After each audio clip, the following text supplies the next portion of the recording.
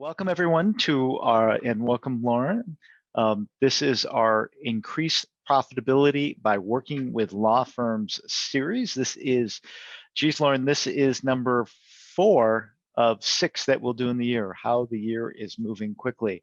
I have my good friend and cohort here, Loren Fogelman, with me, and we'll get into the presentation and introduce her more formally in just a minute, but I am Jonathan Fishman. I am the Chief Operating Officer of LeanLaw. If you don't know LeanLaw, we are a financial and reporting platform with deep integration in QuickBooks Online that is it is focused on the law community. We handle the full life cycle of the financials for lawyers' clients, and we like to think of ourselves as the operating system for the law firm. A few quick announcements today. Just know we have a program called the LeanLaw Accounting Pro program. We have done a launch, a complete ground up reworking of that program, including new technology. There are 2 very important pieces of technology. One is called Thinkific. That is a learning management system. We had a clumsy old one, and we brought everyone over into the new Thinkific platform for our LMS, our training and content, and it is fabulous. It is a much more vibrant system. And then we also launched something called the Mighty Networks, which is part of our program, which is a contained community management tool to help create collaboration, education, and community within the LAP network. So if you're part of our program, you will see some activity associated with that. A woman in our company named Elizabeth Rogers is leading that. So we have a dedicated person really facilitating the community side. We're very excited about that. So if you haven't checked it out, please do so. Our next monthly meetup will be August 11th. That's our LeanLaw Accounting Pro meetup. How to get the most out of your LeanLaw Accounting Pros is the topic. And truthfully, I'm let go of not running those, so I'm not exactly sure. So look for your emails to know exactly what's going on. Lastly, so here is the series that we're talking about. Let's just check in where we're at. We have 6 series over the course of the year. I'm going to send a link to the group right now. This is the series that we're doing. Let me chat it out to everyone. So this link is a live link that we see for all of the conversations Loren and I had. Our last one was May 13th. It was focused on your hourly rate. Our next one will be September 9th, 5 steps to packaging your services for the legal niche. Today is about boosting your revenues with advisory services. Loren and I did a warm-up call earlier this week, and we're really excited to have this conversation today. We'll do our last one on the 28th of October. And that will be your strategic planning for 2022. So we hope everyone can participate and join us for that call. That link I sent you will have not only the future sign-up opportunities for it, but it also has, sorry, I'm closing my door. I should have done that before we started. It has video links to all of the previous ones we've done. So if you want to watch something again, or you haven't had the opportunity to watch it, that link that I just sent out has all of that information on it. Okay, so I am going to exit out of this and bring us back into our conversation. Let me bring us back. Thanks. Sorry, sometimes you're juggling and talking at the same time, which isn't easy. Loren, we're going to start a conversation today, and I want the group first and foremost just to get a little sense of you and your background. Some of them have been here before, but it's always good to understand how did you get to this place? Help everyone understand your expertise, your motivation, what gets you excited about coaching and helping folks become better accounting professionals. Thanks, Jonathan. First of all, I just want to acknowledge everybody here taking time away, working from in your business to being able to join us, working on your business. I believe anytime that you are gaining insights, knowledge, anything that might help to really be that next level move to serve your clients at a higher value, that is working on your business. It is an advanced level move, and want to just acknowledge you for joining us. So thank you for that. A little bit about me is I'm a sports psychologist turned business coach, And what I found is that there's many similarities between athletes as well as accounting professionals.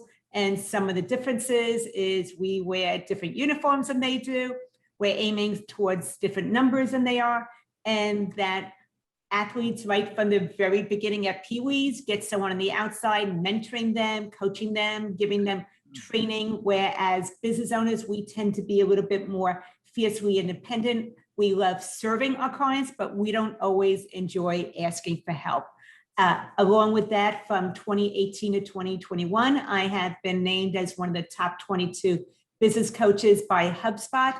And basically, I have a specialty and a niche. My niche is accounting professionals. That is who I work with and who I really devote all my time and attention to. And the specialty, what I focus on is how to be able to have a highly profitable practice, be able to serve high value clients and not feel like a slave to your business. So those are the things that I do is I work with accounting professionals, how to be able to increase your revenues while being able to run your business instead of feel like your business is running you. And I don't want this to be like a Loren Fogelman pitch, but I'm going to pitch her anyways because she's a friend, is that we've seen her, I've recommended her to a few of accounting professionals that circle in with the LeanLaw community, and she's had an amazing impact on their businesses. So I encourage everyone to interact in her community and learn from her because you will get value from it. I want to do a quick poll, Loren, before we get into the meat of what we're doing. Let's see, I'm going to launch this one poll. And it has 3 questions. So if everyone could just quickly answer them. There's more polls to have, but this is the first one. So we want to know if you've ever attended a Fogelman LeanLaw webinar. Do you have law clients, and are you part of our program? So we just want to know who's here at the table. I'm going to have this open for another 7 seconds. So vote, please. Okay, I'm going to end polling, and we have a lot of repeat folks here. 89% have been to a previous one. The majority have 1 or 2 law clients, but 30% has the entire practice, and the majority of you are part of our accounting program. So thank you for that. Loren, I always like to set this table a little bit, so I want to do 2 things here in this question. The first thing I want to ask you is, you know, I put on screen this 5-6 part series, and I want a little bit, and maybe I'm throwing you a curveball here because we didn't talk about this explicitly, but a little nuance on what the overall theme of what you're trying to get through with these 5-6 part, 5 conversations plus the planning session, but then drill down into saying, what is it you hope that folks get out of today? Excellent. Basically, the overall part of this series is that accounting professionals, you are absolutely unsung heroes from my point of view. You make a difference for your clients. You're able to give them insights that are able to help them be more profitable, be able to achieve what it is that they want more effectively as well as efficiently. But a lot of times, your clients might not really value what you bring to the table. And this was especially true during COVID, when everybody had to quickly change their business model, how they had to be able to pivot very quickly. And I have seen so many accounting professionals do things to help their businesses, their clients really keep their doors open and not get any compensation in return.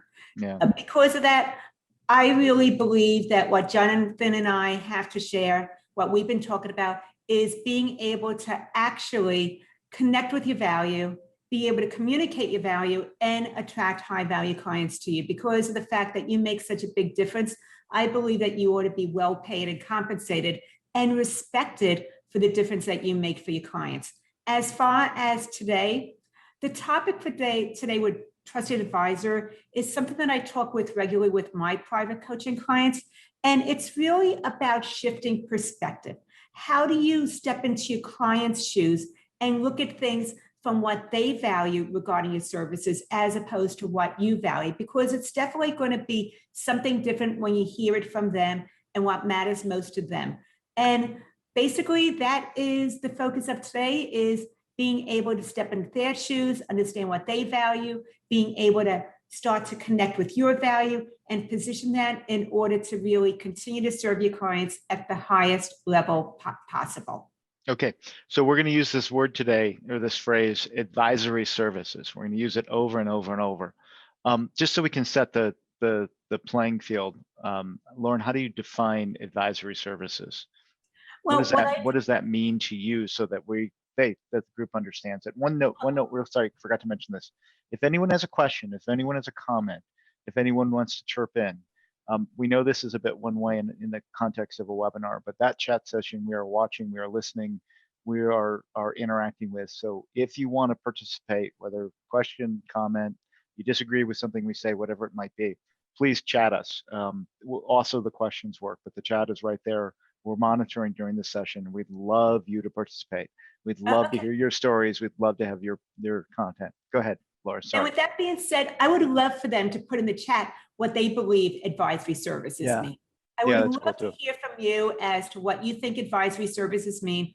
I'm not looking at the chat right now, Jonathan, because I want to be really present with you and engaged with the audience. But what I did is, instead of it being my definition, I did some research, and actually Intuit had a roundtable of firm owners, and they were able to define what they saw as advisory services. I loved it. Even though it's general, it's very, very comprehensive. They believe that advisory services is taking a client's challenges and applying strategies to create opportunity for their clients' growth. That is what Intuit's roundtable of firm owners saw as advisory services. And I'll go ahead and put that in the chat. Yeah, repeat that just so I hear it again. Yeah, taking clients' challenges, you're going to help them apply strategies, which creates opportunities for their growth. And I will go ahead and put that in the chat. Okay, we have a poll. So we got to do a poll. I got to remember to do a poll. So I'm going to launch another poll. Go figure. We're asking, do you package and offer advisory services? Again, we're just trying to read the room. And we'll have this open for about 30 seconds. So we really encourage everyone to vote on every level. We encourage you to vote at every level, every time you have a chance to vote. It's your contribution. And also, if there's any questions as we're going through this, please go ahead and put them in the chat. Even if we don't address them directly during the webinar, I'm sure between Jonathan and I, we will get back to you. Okay, just so everyone knows the results. 40% of you said it's something I offer my clients and get paid for. 30% said it's something I don't know how to charge for, and 30% said that it's in the work. So 60% are fumbling or working towards it, and 30% are actually doing that. So let's get to our kind of first questions now that we set the table a little bit. What's the motivation for accounting professionals to add these advisory services? What is driving, whether it's industry-wide or whether they personally, but what do you feel like is driving, and the energy that's putting tension on this this concept that every professional services person, and but specifically accounting professionals, need to offer this concept of advisory services? Basically, the essence of what I believe is driving this is what happened at travel agents with Priceline. Priceline came on the internet back, I think, in the 1980s, but don't hold me to the exact date. And once Priceline came on, all of a sudden, travel agents had to start to scramble. And they had to scramble more over time because more and more people, first of all, had access to the internet. They realized that they can go ahead and book their plane tickets or make reservations on their own. They didn't need someone else to help them any longer. And as a result of that, technology actually evened the playing field to where Priceline, Kayak, other similar services have actually taken over the travel industry. For most travel agents that I know from back then, they are now out of business and doing something else. Even though there are a small amount of them, there's not as many. So I believe that a lot of what's driving it is technology. Nobody wants to go the route of travel agents, Blockbuster, or Kodak, where you're too late to the game. And as a result of that, you are no longer relevant. But also, because of those challenges coming up, it's giving insights to a lot of accounting professionals that they don't have to be just a technician, a number cruncher, a bean counter, whatever it is that people refer to accounting specialists as. What you can now do is find ways to be able to stand out as opposed to blend in. It could be by having a niche such as attorneys, or it could be even a micro niche within that, and that you solve something specifically for attorneys.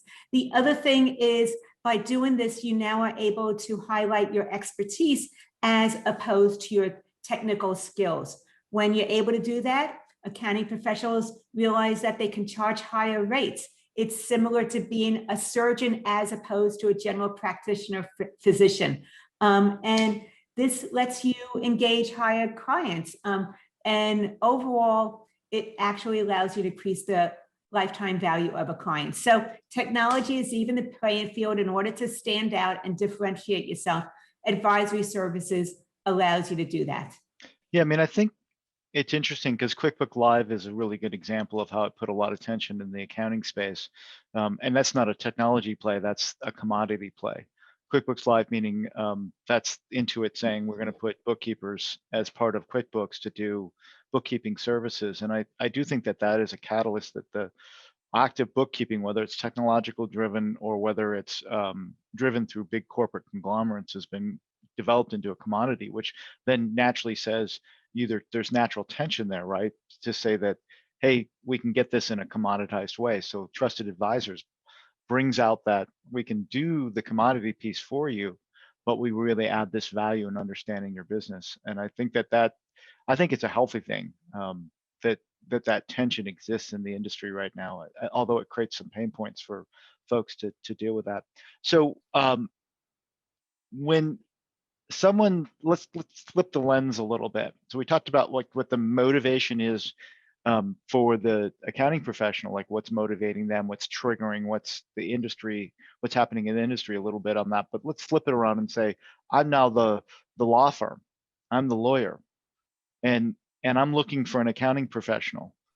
What characteristics, qualities are they looking for as they begin to assess trusted advisors to bring into their ethos, to bring into their community?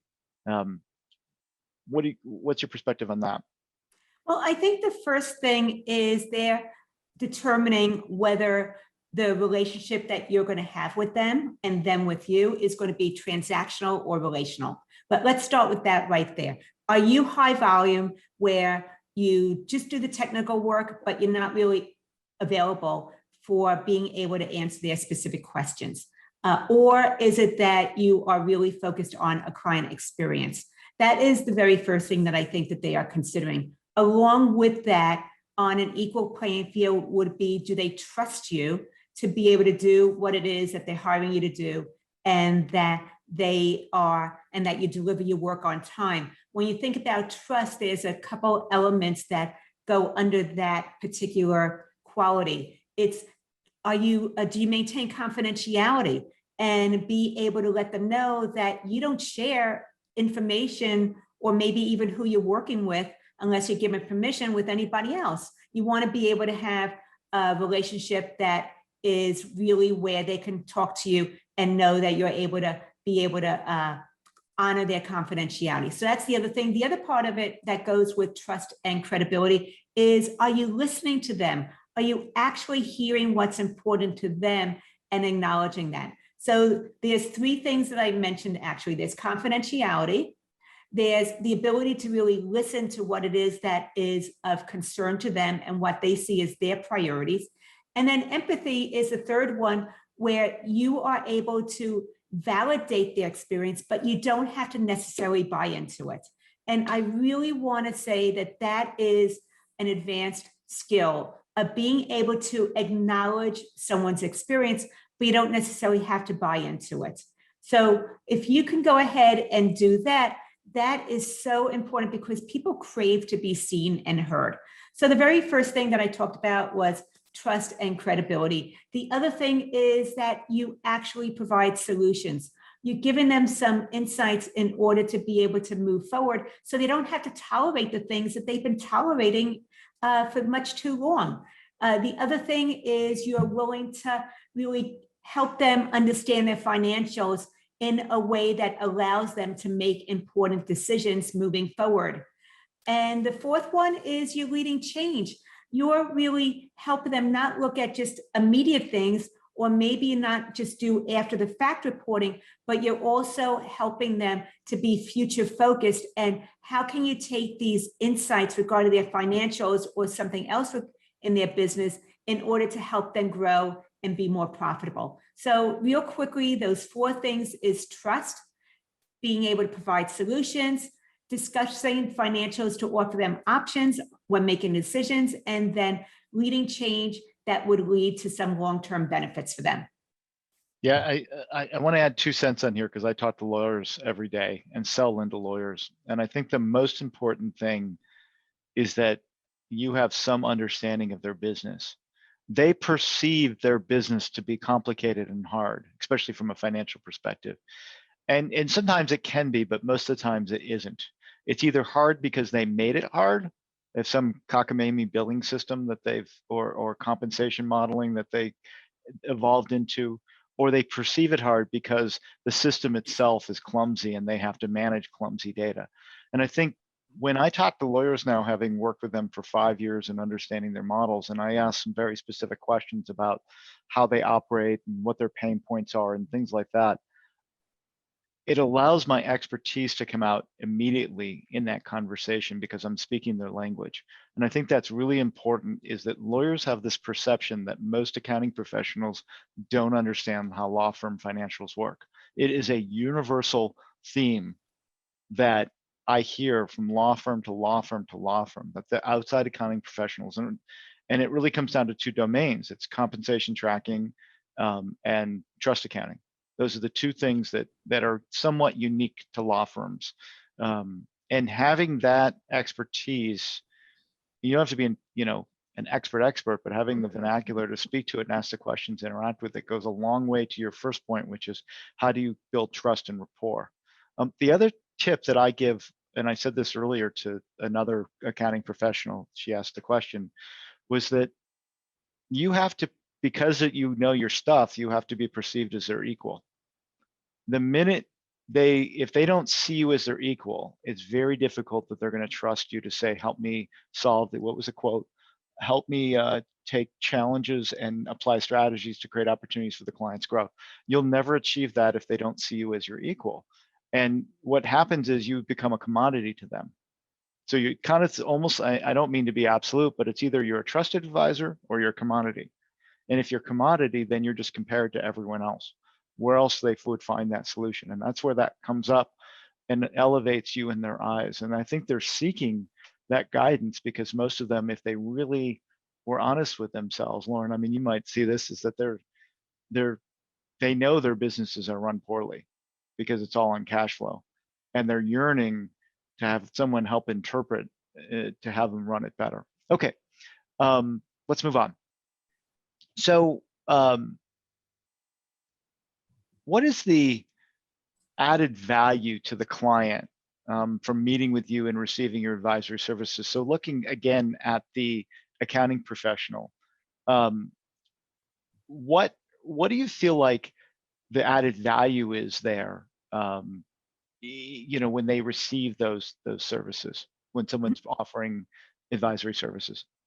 Well, the first thing is, because we're not going to cover every single thing, I did put in the chat a resource guide if you wanted to go ahead and grab that. And it goes into even more detail as to how you can bring this into your practice and make it profitable. But some of the added value that your clients receive is basically they're getting insights regarding their businesses, their practices, maybe about which of the associates are more profitable and which ones might need some additional support to be able to get up to speed. So you're able to give them insights on a lot of different things. Plus, as you were mentioning, Jonathan, the trust accounting.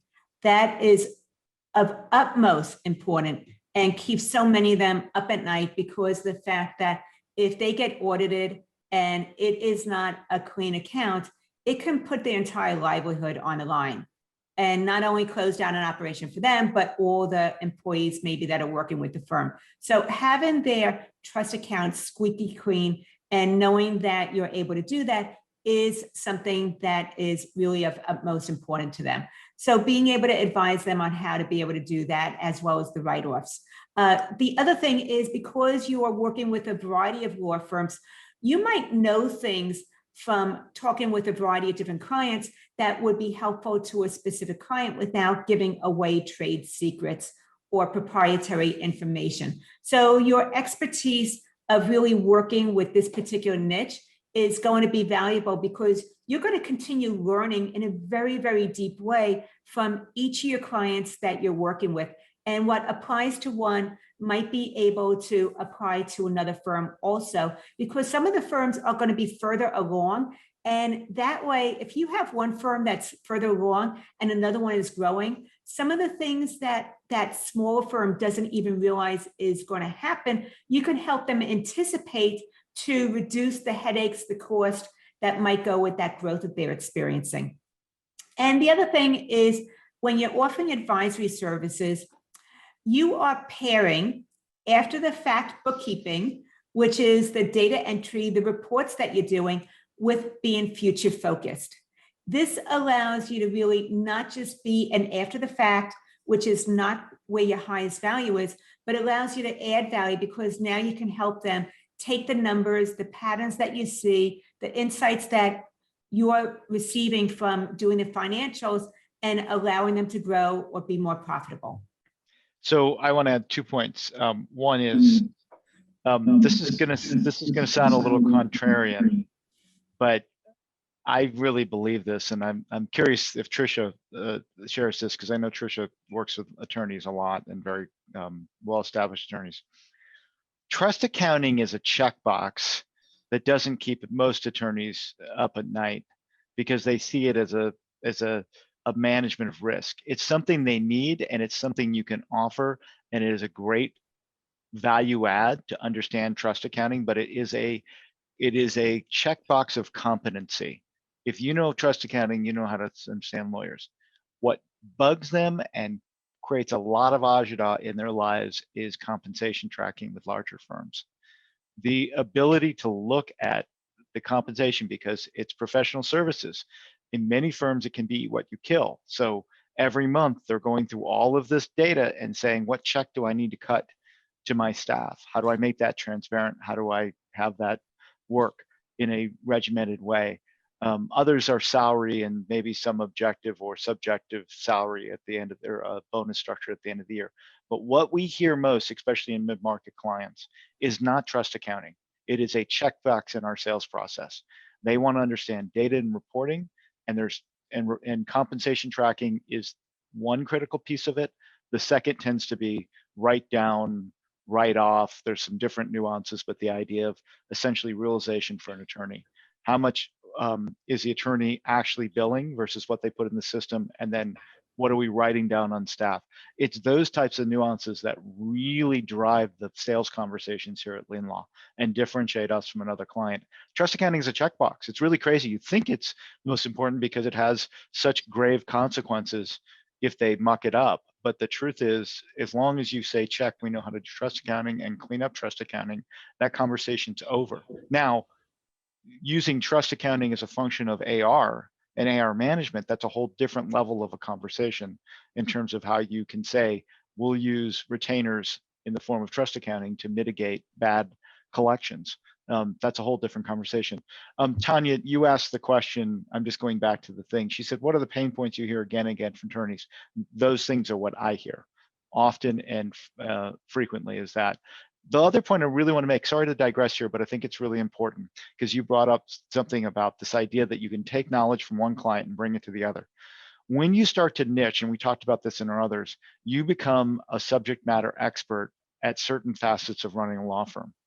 And it's your job, what I've seen the best accounting professional's job is to institute those best practices. And yes, you will go and the first time you do it with a law firm, You'll put a system in for one firm and it'll be clumsy and hard and whatnot, but you'll learn.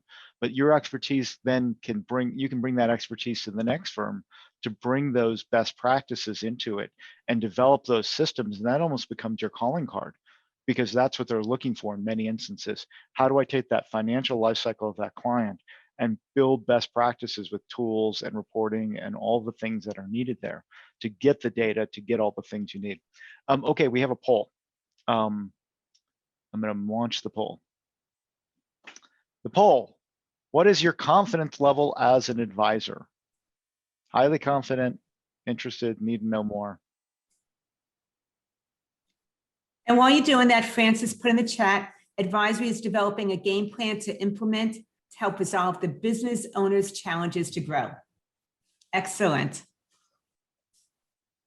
Okay, we've got a few more seconds on this poll. So we have a very confident and astute group. No one feels they are not qualified. Perfect.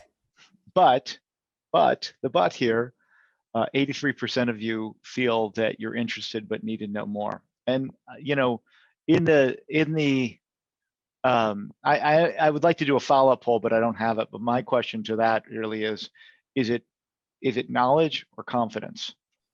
You know, what's the need to know more? Is it really data or is it confidence? Okay, let's move forward. Oh, Tanya said confidence. Yes, I agree.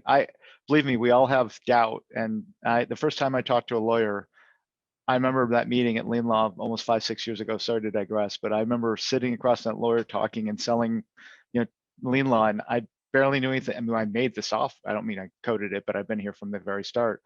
We made the software, and all I did was think about law firms, and I still felt like a complete imposter talking to lawyers, and I was panicked talking to the managing partners of these firms. And I'll never forget the first onboarding. The guy's like, okay, how do we get started? And I was just like, I have no idea how to get you from where you were to where you need to go. But, you know, I winged it, and you learned, and you were clumsy the first few times, but we got there, and then you keep learning best practices. And now it's secondhand when someone asks the question, how do I get from where do we go? Okay. What, Loren, do you feel are the elements? What makes up advisory services? What goes into that? We talk about what it is, but like what are the components of that? Well, I think the very first thing I just want to start off with is that as accounting professionals, you are uniquely qualified to tell the story behind the numbers. You are able to see patterns, you're able to gain insights, you're able to deduct things that other people can't, because of the fact that this is what you do all day, every day. This is where you're really standing on your dime. So I want to acknowledge you are uniquely qualified to tell the story behind the numbers. And that is probably the essence of advisory services.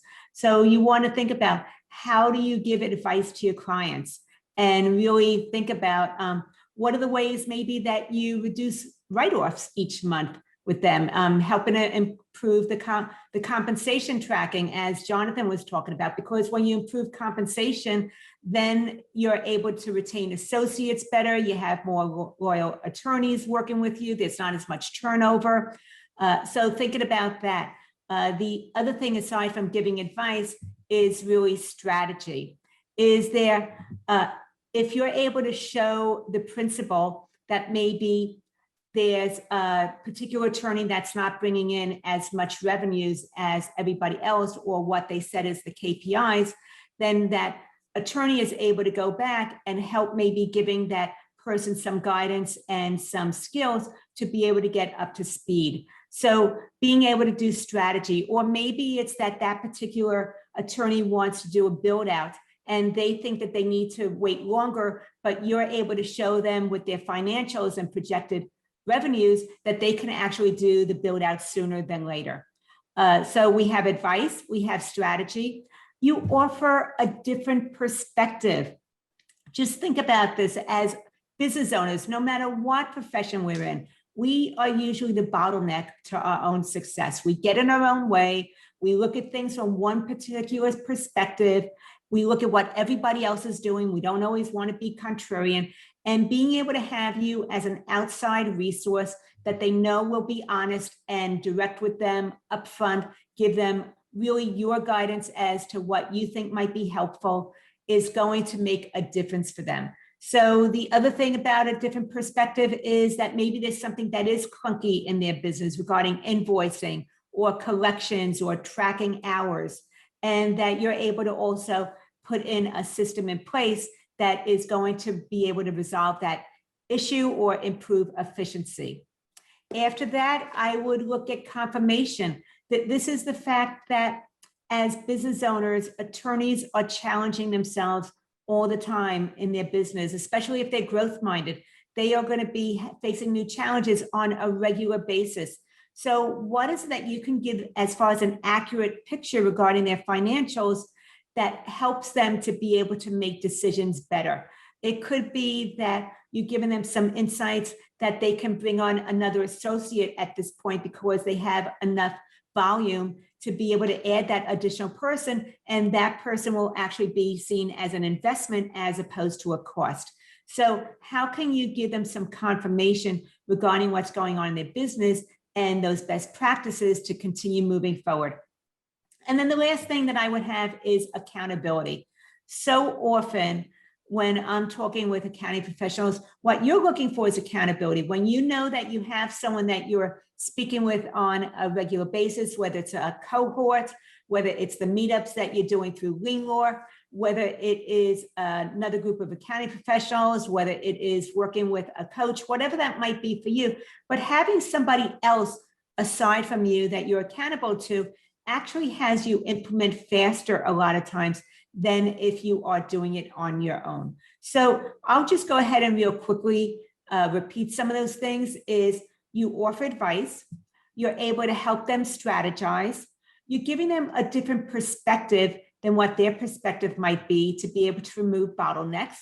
You are able to give them confirmation that yes, they can move forward with something that they weren't sure if they had the financials or the cash flow to do. And then there's accountability that by talking with you with something and them telling that they're going to follow through with something within a particular timeline, they're more likely to actually get it done than putting it on a back burner and still thinking about it. I want to say that I want to add a little 2 cents slightly because Trisha brought a point up, and I'm going to read Trisha what you wrote. She said, I don't think it's always about just being confident. She said the marketplace is changing, new tools, new issues, and she feels like she always has to look for more ways to advise, especially once you get the accounting procedures tight and working well. And what she brings up is that this constant need to research and find new tools. And I think this is important. What law firms are looking for today is not just the crunching of the numbers and running the generic reports. What we see, the accounting professionals are almost like IT providers, but they're financial IT providers. And there's this idea of automation, integration, and data. That's the tenets. Everything LeanLaw does as a company, we do through those 3 lenses. What can we automate? What can we integrate with? And what data can we produce? Whether it's reports, whether it's insights, or whether it's AI or machine learning. And you folks are kind of the same challenge when you think about your advisory services, is that you have to think about this idea of automation. How do we take procedures and automate them and make them less manually? How do we integrate, take QuickBooks and build all these other tools, the portfolio of applications that these law firms need to handle bills, accounts payables, accounts receivables, whether it's data insights, whatever it might be. And then of course the data. And it's not just enough to send a P&L, right, or a balance sheet. And it goes back to saying, well, what does that information mean? And it all ties back, from my perspective, to this alignment with the law firm and understanding what the objectives are and what the value is. And every month you have an opportunity to communicate going back as to what that value is, where you're going. You set some directionality. Where do you want to go? And that goes back to the empathy that Loren talked about and some of those other characteristics that go into it. But the challenge is, if you can't be that IT person, then you got to find a resource to help you do it. And there's plenty of people in the QuickBooks ethos that are experts at all of this integration. And there's lots of groups online to help you say, okay, what's the law stack? Because when you go and talk to a law firm, and what Loren said, we talked about these repetitive workflows. What she said was, when we go and have that conversation and you want to create that to be that trusted advisor, part of it is saying, here's the stack I recommend, because that's what the law firm's looking for. Ultimately, they're looking for, they may not start there, but if you really get to the subtext, they're looking for those best practices. So I think it's challenging, Loren, what you say. All of those things I think are really important in understanding. But the real challenge comes into, the real challenge comes into this constant need to be learning. Okay, so this is going to be a fun one. Okay, so now we're having the conversation, right? Here we go. I'm the accounting professional. You're the lawyer, and well, we're going to duel you. We're going to create two of you. So you're sitting on my shoulder, right? So we'll just say this fictitious person. You're sitting at my hip. What are some of the topics we're going to discuss during advisory meetings? Like what's the subtext there? What are we going to talk about? Well, let's first ask everybody, what are some of the topics that you think would be important to discuss during advisory meetings? Would love to hear from you. What are those topics that you think you ought to be talking about during advisory meetings? I want to get, and Tricia, I think that you brought up a really important point about always being able to create new content. But I think the other thing to look at is, once again, everything is coming from stepping into your client's shoes and being able to maybe sit down with them and understand, what are the KPIs that they want to achieve over the next 12 months? What is the next 12-month focus for them as far as growth goes? How many clients, increasing the value of a client, all those things. And I would want to be able to get those insights, because now I would be directed or be influenced on giving them information that is really relevant to them, that they deeply care about. And they're more likely to then see the value of working with you instead of just another meeting that focuses on some random topic. So that is one of the things that I would look at, is understanding the KPIs. And then maybe part of it would be every 90 days, you're sitting down with them to review where they are in reference to those KPIs. Are they on hitting the milestones? Are they focusing on the things that's going to help them to achieve those things that they want for their practice by the year end? So that's something to just think about. That would take up 4 advisory meetings right there, is if you just knew their KPIs for the year and then met with them every 90 days to review where they were with the KPIs. But some topics that you and I came up with is collections and reducing write-offs, incentives to attract high quality associates, compensation tracking and reporting, realization as a firm and individual attorneys, forecasting when considering expanding their firms, workflows, tools, that tech stack that Jonathan was talking about, that would include LeanLaw as well as some other things. I think that fraud prevention is really important, and sometimes that gets overlooked. Strategic planning, business planning, tax planning, accounting compliance, and full financial life cycle of a client, from onboarding to completion, handling money, reporting, and where you stand on it. You know what? Because that was a mouthful and you probably can't write down that quickly, I will just go ahead and put all of them in the chat, and you can just go ahead and copy and paste it. Well, let me kind of say a few things Sure. that I would say.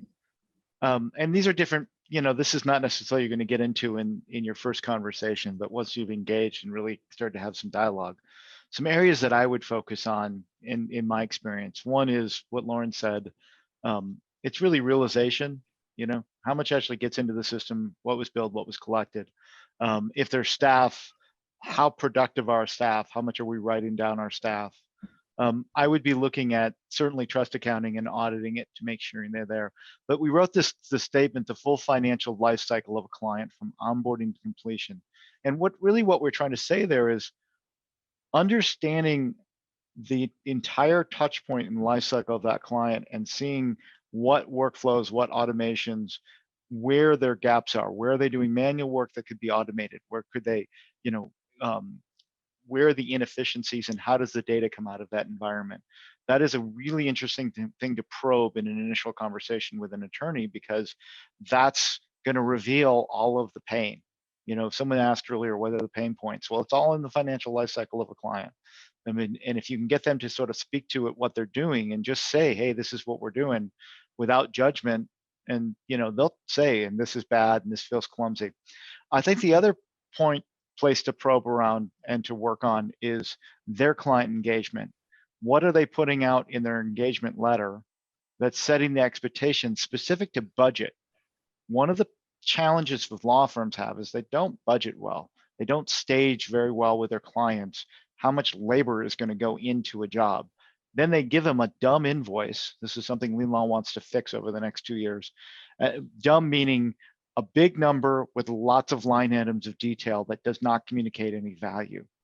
So they've not done a good job up front in the engagement of setting expectations of budgets and what they've done. And then each month they're communicating back to their client what I perceive to be a dumb invoice that says, I spent 6 minutes on a call and charged you $45 for it. And you're like, what? Why? I don't want to call you anymore. So I think that's another area. And again, I'll beat the drum again with compensation tracking. That tends to be something that really drives people to change. The last thing I'm going to say on this point, and then I want to go back to something Tricia said, is I've said this before in our meetings, there are 3 reasons people are having this conversation with you as an accounting professional. They are starting a new business, which creates a huge opportunity to create best practices. They are outsourcing, which creates a huge opportunity to create value add by taking something they were insourced and paying a lot of money for it, now doing it outsourced. Again, workflows and efficiencies. Or someone mucked something up, someone did not do a good job. They're firing that person, and now you have an opportunity to be the hero and clean things up and again make change. Those are the 3 reasons that someone engages you. Last thing, and I don't want to get too far off track, but Tricia said something interesting in her comment follow-up. She says, let me go back to what she said. We spend a lot of time designing zaps for our law firm to automate repetitive tasks. That's the automation piece I talked about. We spend time getting them on Slack and Trello to helping their content marketing, et cetera. That's integration I talked about. They're more business advisors and not accounting advisors. That's the shift that we're seeing, right? That's the workflow. We've got to do it. It's not just about the numbers. And then she says they want to automate and streamline. And they said they really don't care about financial statements. They don't, but there's a lot to teach from the financial statement. So you may give them a P&L, but that doesn't really mean much. It's what is the P&L saying, or what is the balance sheet saying for that. Okay, let's move on. And that's where I just want to say, Jonathan, is you're uniquely qualified to tell the story behind the numbers. Most business owners don't understand balance sheets or P&Ls, but if you can explain to them what it means or how to gain insights from it, that has a lot of value. Yeah, so I'm going to get Tricia has one more comment. She's saying really good things. I should elevate you to a panelist and you start speaking. I guess we're kind of putting the cart before the horse here a little bit, but how do clients benefit from the insights? So like, if we go through this, what is the value back to the client perspective? We talked a lot about how to communicate with them, what they're looking for, but what's the inherent benefit in doing advisory services? There's a couple of things that I see that people are looking for when they're looking to work with an accounting professional.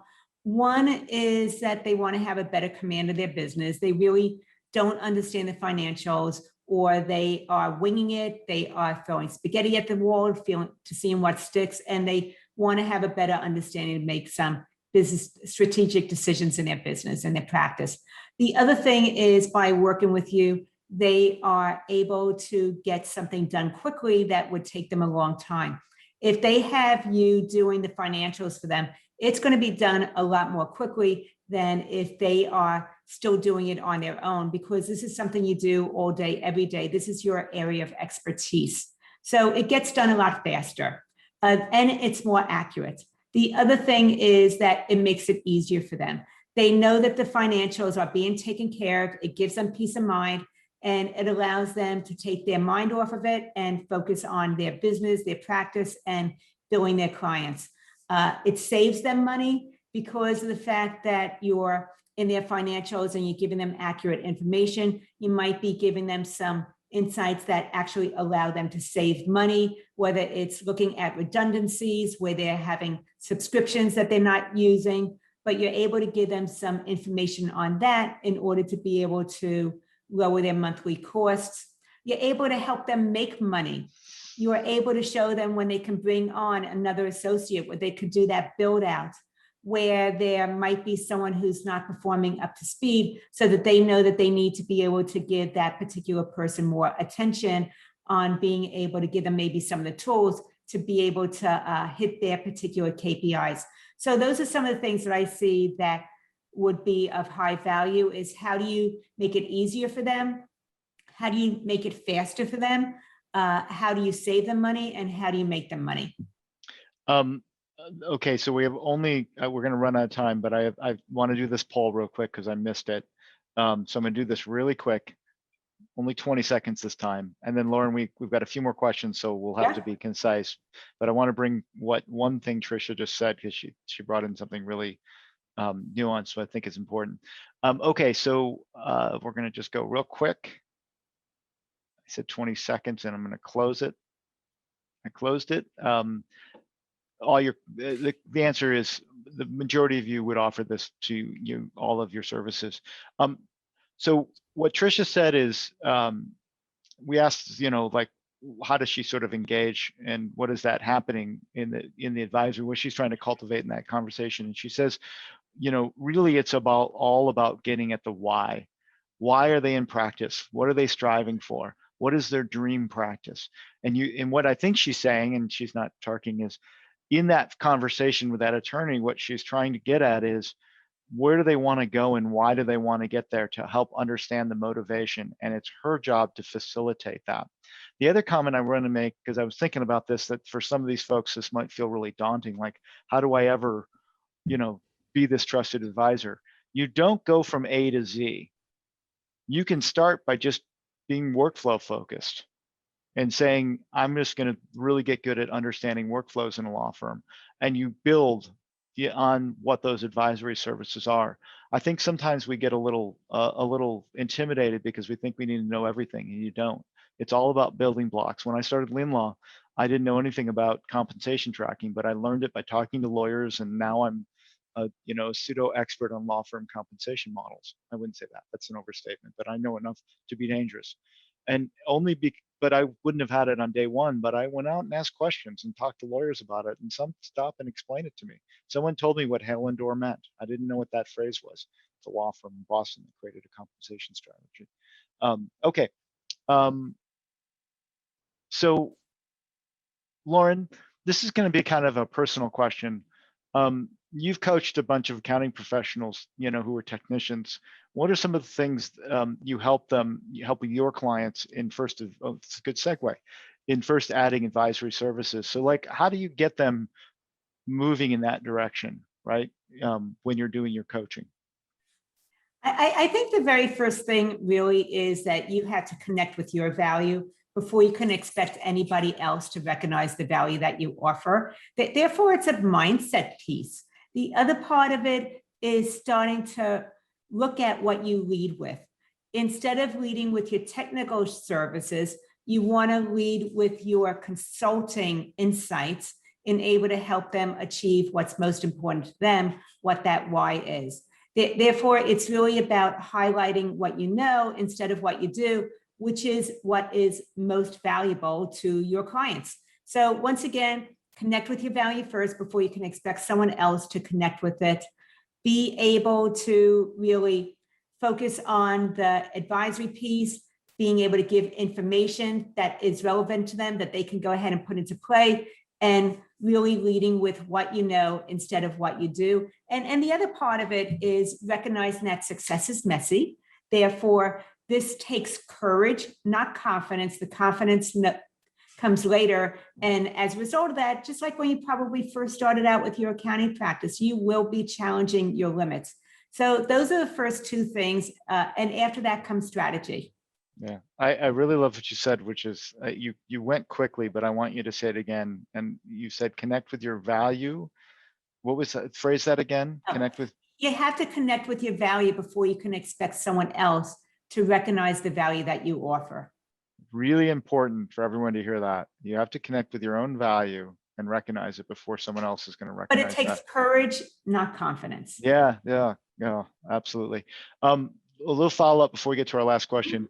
Tricia said it's not really that they aren't interested in the financials. It's that once you walk them through the financial statements, they want to know more. There's more inclined to know what they want to say. So there's more to it. It's not that they're against it. There's more to be known there. Francis says the accounting professionals we have the data that tells them the history / historic. We now have the skills and knowledge to take the data and help them with predictive data to help our clients get them there. So you're basically saying, we've got the historicals, we know the why, now we can look predictively and help them get to where they're going. And then Tricia says, I just heard from another webinar recently that people do not hire you because of what you do, they hire you because of why you do it. We led with that and it really works, right? Yeah, I mean, and people hire people. It's not what you do, they hire people always. Okay, what are some of the tactical things people need to do relative to facilitating advisory services? I think I asked that question correctly.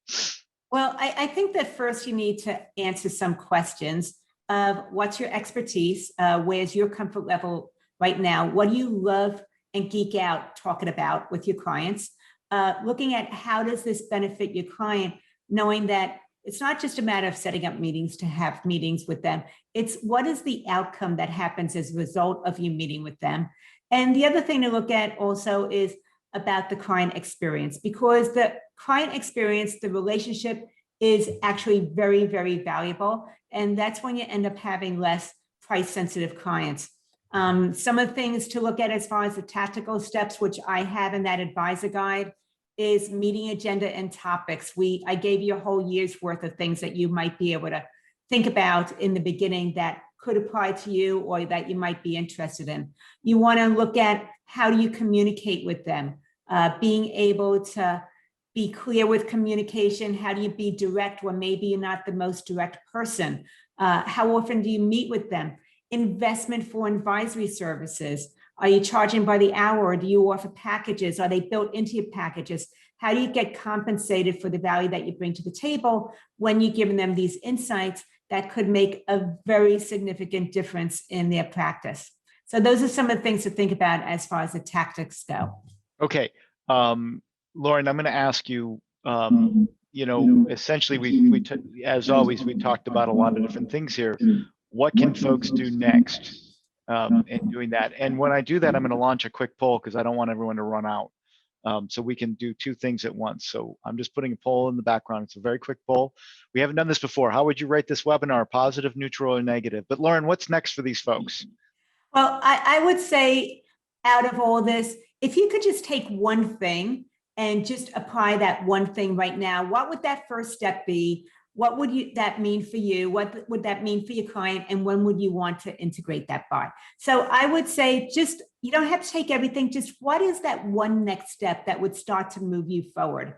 Also, how to be able to get compensated for this. But if this is something that you would love to do, you've been thinking about it, you've been postponing it, you feel like you need to have more training or education about it, I would love to be able to have a conversation with you further about how to bring this into your practice to differentiate you and be more profitable. And I put in the chat the way to be able to do that and let me know is at businesssuccesssolution.com/let's talk. And that way we can have a dedicated conversation about you and your practice. I'm always surprised we end on time. It is on the hour. Loren, thank you for this conversation. It's always a pleasure. And to the group and Tricia in particular and the others that contributed, thank you for your participation. We will be chatting again on the 9th of September, 5 steps to package your services for the legal niche. And I leave everyone with this thought. Simon Sinek did amazing YouTube video on start with why, and Trisha's comments about starting with why, why, and for yourself, for your clients and everything. If you haven't watched that YouTube video, it's I think like 25 minutes, and it's Simon Sinek. Start with why. If you just Google that, it's a fabulous video. He's built an industry off of the concept of start with why. So Loren, thank you for your time, for your energy. Everyone, thank you for joining us today. And I wish everyone a really good rest of your summer. Take care.